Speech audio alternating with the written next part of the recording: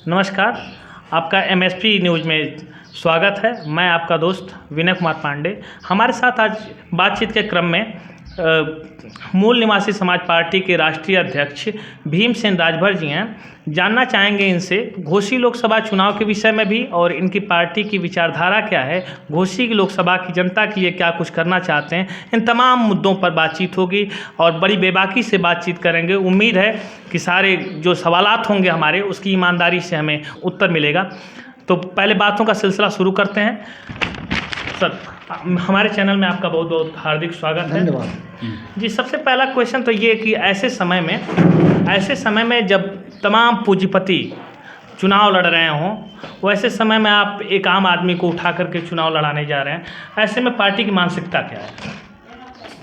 Party की मानसिकता साफ है एकदम।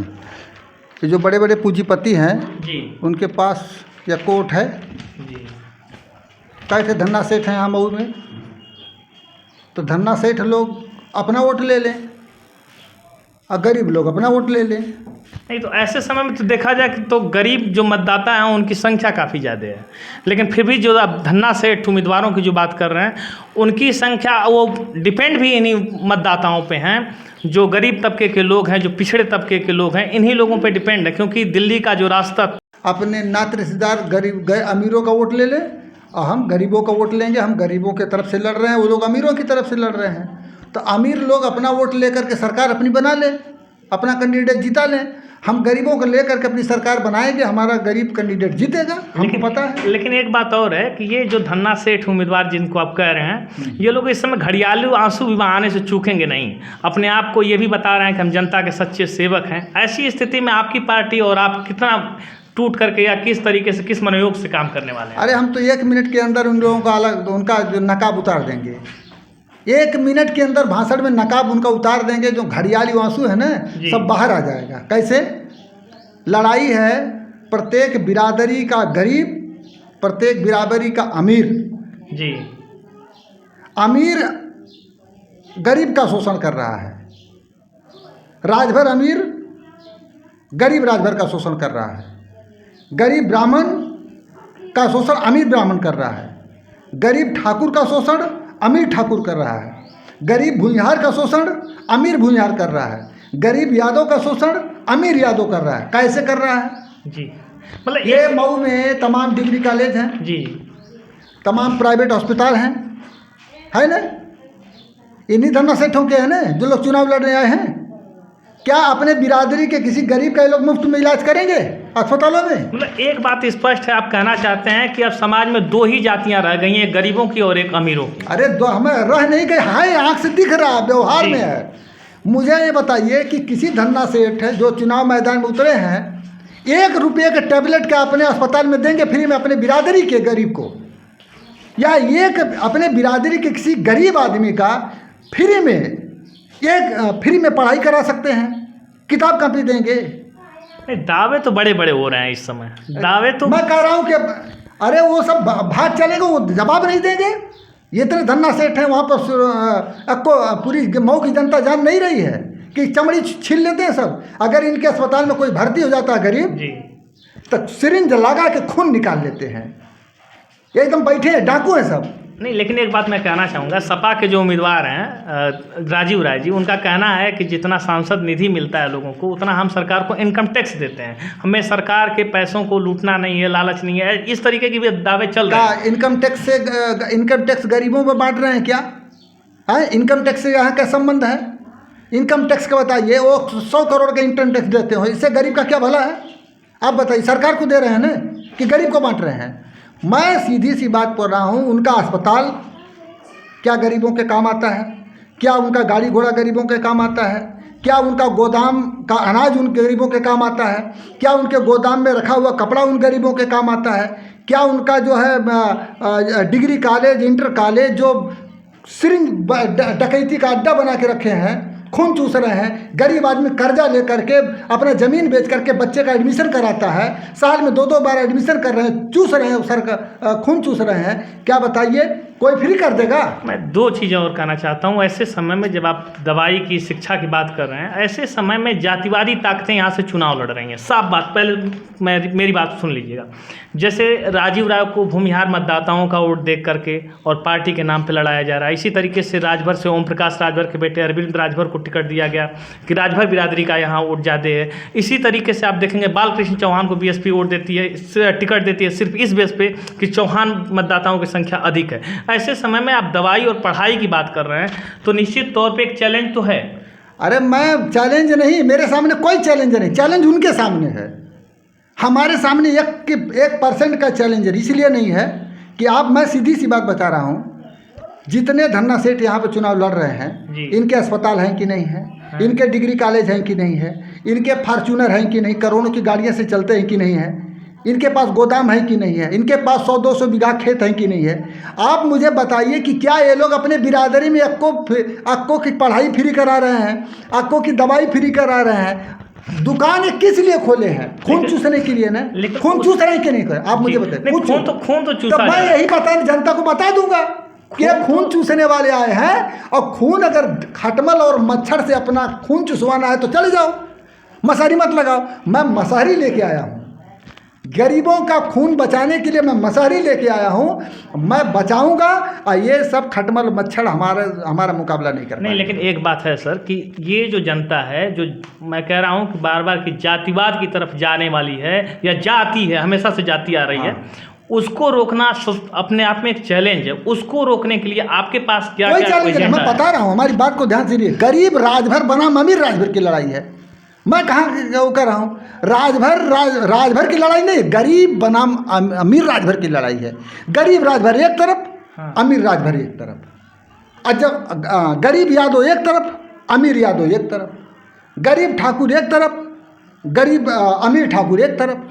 तो हर बिरादरी में खून चूसवा हैं, हर बिरादरी में खून चूसने वाले हैं। मैं जनता को यही बताने आया हूँ कि इनका गाड़ी घोड़ा, इनका करोड़ों की दौलत, इनकी चमक दमक, इनके विद्यालय, ये जो बड़े धौंस पट्टी से आ रहे हैं, ये सब आपको लूट करके माला माल हो गए हैं, दौलत का पहाड़ खड़ा किए हैं। ये दौलत का पहाड़ आपके खून चूस के बगैर खड़ा ही नहीं हो सकता है।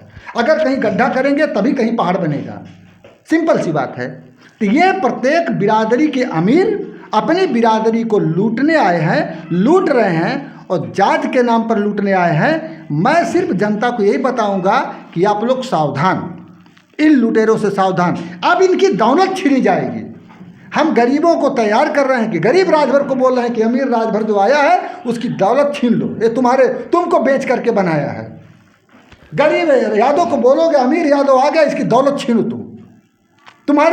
तुम्हारे बेटे की ज़िंदगी में न इनका गाड़ी घोड़ा काम आएगा, न इनका अस्पताल काम में आ रहा है, न इनका जो है स्कूल कॉलेज काम में आ रहा है, न इनके गोदाम के अनाज तुम्हारे काम आ रहे हैं। तुम्हारी ज़िंदगी बद से बदतर है और इनकी ऐशो आराम में है। यही बात हम बता देंगे, ये लोग कहाँ टिकेंगे। अच्छा, आप जीतते हैं तो फिर इन जनता के लिए, जो गरीब जनता है, यहाँ की वंचित जनता है, पिछड़ी हुई जनता है, इसके लिए आप क्या कुछ कर सकते हैं, उसके विषय में अपनी पहली बात तो यह है, 1 नंबर पे पहले तो स्कूलों में ताला लगवा दूंगा, जितने धन्ना सेठों का स्कूल है, और कानून बनवाऊंगा जिसका सब जब्त कर लिया जाए। हाँ, जितने अस्पताल हैं प्राइवेट सब जब्त कर लिए जाए, सब सरकारीकरण किए जाए। सारे इनके जितने बोरा का बोरा रुपया का सेंटर बनाए हैं सब, महंगी से महंगी गाड़ियों से चल रहे हैं। इनकी दौलत जब्त किया जाए। एक संसद की कितना उसको निधि मिलती है, एक विधायक को कितनी, एक मिनिस्टर को कितनी निधि मिलती है। 20-20 हज़ार करोड़ के मालिक ओम प्रकाश राजभर 20,000 करोड़ के मालिक हैं।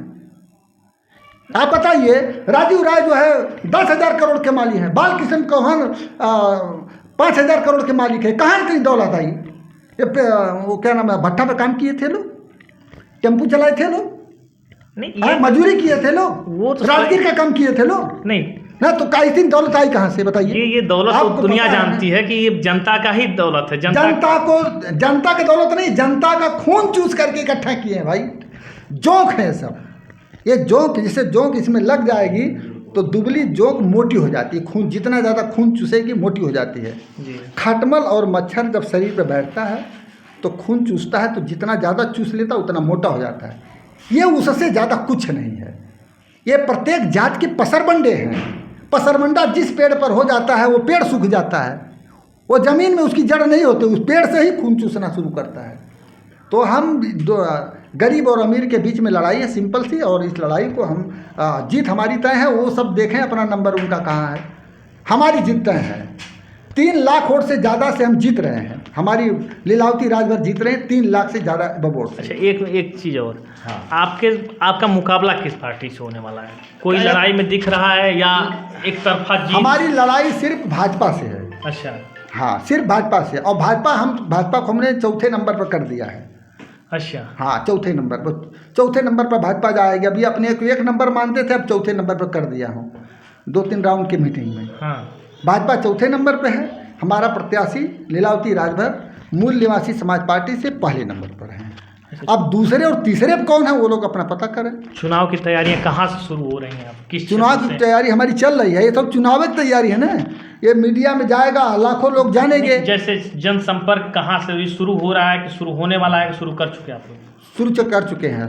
मोहम्मदाबाद में, घोसी विधानसभा में, सदर विधानसभा में, आपका मधुबन विधानसभा में, रसड़ा में, हर जगह हमारा जनसंपर्क चल रहा है। अच्छा, हम जनता में सिर्फ जाग कर रहे हैं, सिर्फ इतनी बात बता रहे हैं कि लड़ाई धन्ना सेठ गरीब बनाम अमीर की है, और गरीब बनाम के अमीर की लड़ाई में गरीबों की तादाद ज़्यादा है। ये सारे लोग कहते हैं, यही बड़े बड़े लोग वोट लेने में कहते हैं गरीब बहुत हरामी है, बिकाऊ है। गरीब अगर 100 रुपया ले लेता है, 500 रुपया ले लिया, समोसा खा लिया, इनके गाड़ी में चला गया, तो कहते हैं गरीब बहुत बदमाश है, ये दुष्ट लोग हैं, बिकाऊ हैं। अपने 500 करोड़ में बिक जाएंगे तो ईमानदार, और गरीब 100 रुपया इनसे 500 रुपया ले लेगा तो बिकाऊ। तो गरीब का ये दशा कर दिए लोग।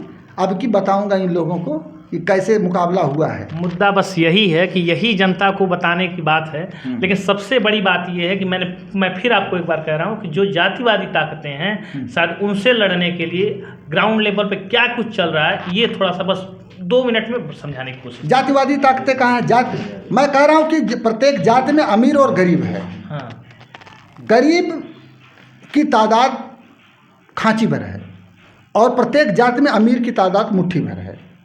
सारे अमीर को जैसे कचरा जो है सूप में रख करके, चलनी में रख करके झाड़ दिया जाता है, तो ये जो अमीर रूपी कचरा है हम उसको फेंक देंगे, अलग कर देंगे, और रॉ मटेरियल जो गरीब है, शुद्ध है, जो महान है गरीब, हम उसको एक तरफ कर देंगे, ये अलग कर देंगे। जो मिक्स हो गए हैं अभी सब, ये मिक्स हो गए हैं, इनको सबको अलग कर देंगे हम। चलिए देखते हैं। कुल मिलाकर के जो लबोलुआब था वो ये था कि आप बताने की कोशिश कर रहे थे कि किस तरीके से यहाँ के लोग, यहाँ के जो प्रतिनिधि रहे हैं, वो गरीब जनता को लूटते रहे हैं। और इनकी कोशिश होगी भीमसेन राजभर जी की कि ये सारी चीज़ें पलट दी जाएं, यानी फिर से एक बार गरीबों की सरकार बने और गरीबों के लिए काम करे, इसके लिए प्रयासरत हैं। और इतना ही नहीं, इनका जो कहना है वो ये है कि ये उन सभी ताकतों को बेनकाब करके छोड़ेंगे जो आज तक इन भोली जनता को भरमाते आ रहे हैं। आपका बहुत बहुत धन्यवाद।